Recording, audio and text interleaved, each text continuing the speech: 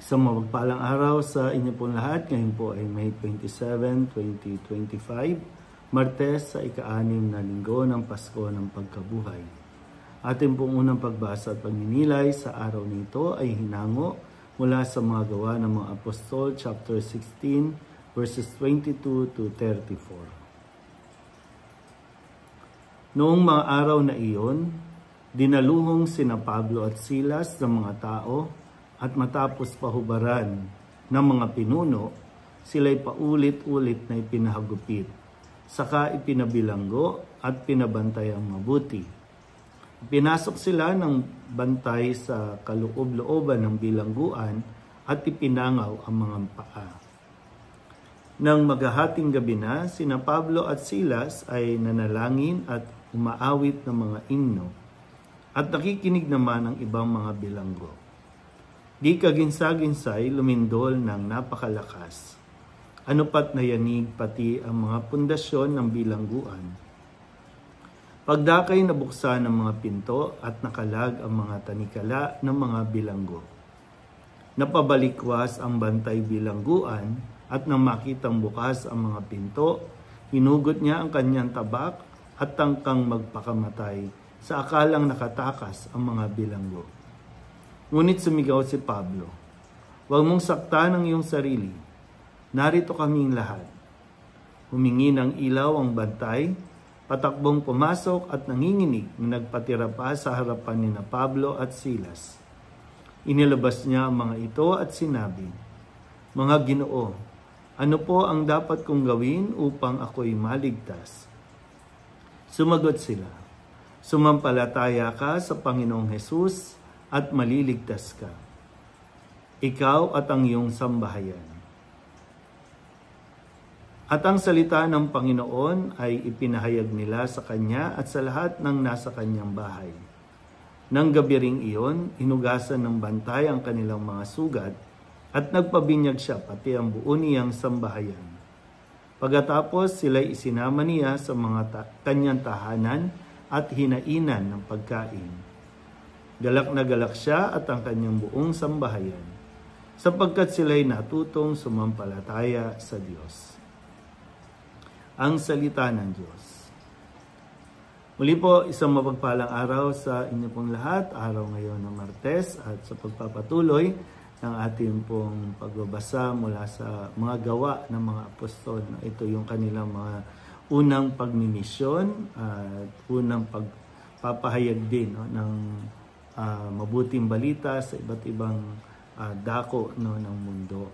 At talagang masalimuot ang kanilang naging karanasan. At sa bahaging ito yung karanasan nila Pablo at Silas kung saan sila po ay kumbaga yung injustice na ibinigay sa kanila na sila ay ipinakulong, pinahagupit, matapos na sila ay tumulong at magpalaya ng isang inaalihan ng demonyo, isang alipin na babae. At dito, makikita din natin na talagang yung paggawa ng kabutihan o paggawa ng kung ano ang tama sa paningin ng Diyos ay hindi laging okay sa paningin ng mga tao. O kaya naman kung maninindigan ka sa tama ay magkakaroon talaga ng oposisyon mula sa mga naninindigan sa kamalian. Kaya ngayon talagang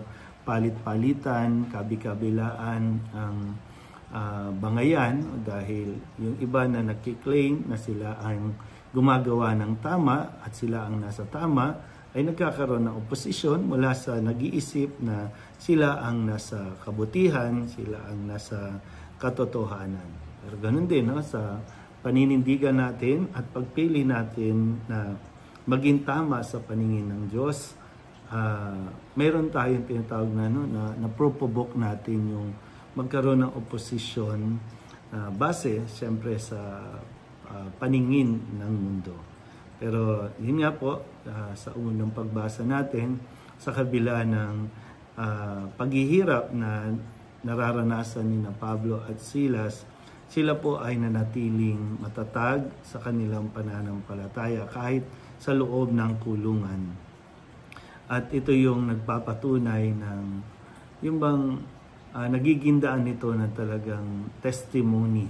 Hindi lang sa salita, kundi nakikita kasi diba nasa kulungan sila, pero dahil sa kabila nun, kahit sila ay nakagapos pa, hindi nawala sa kanila yung magdasal, umawit ng himno, kaya maging ang mga taong doon no, sa loob ng kulungan, maging ang mga tanod o yung mga bantay bilangguan ay na-convert at lumapit na manampalataya at sila din ay nakapakinig ng kanyang testimony. Ulitin ko, no, yung testimony na hindi lang sa salita kundi sa pagsasabuhay. At ito rin, no, yung magandang paalala din sa atin na yung anuman ang hirap na nadadaanan natin, hindi ibig sabihin ay bigo tayo. So, yung mga hardships na na-experience natin, hindi yan sign ng pagiging failure.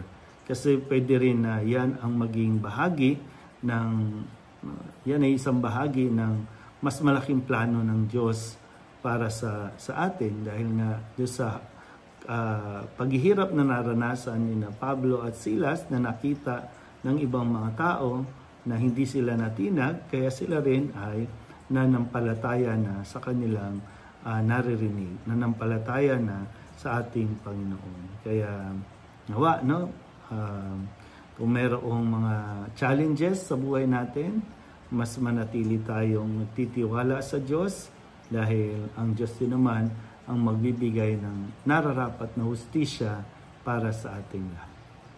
Muli po, isang mapagpalang araw sa inyo po.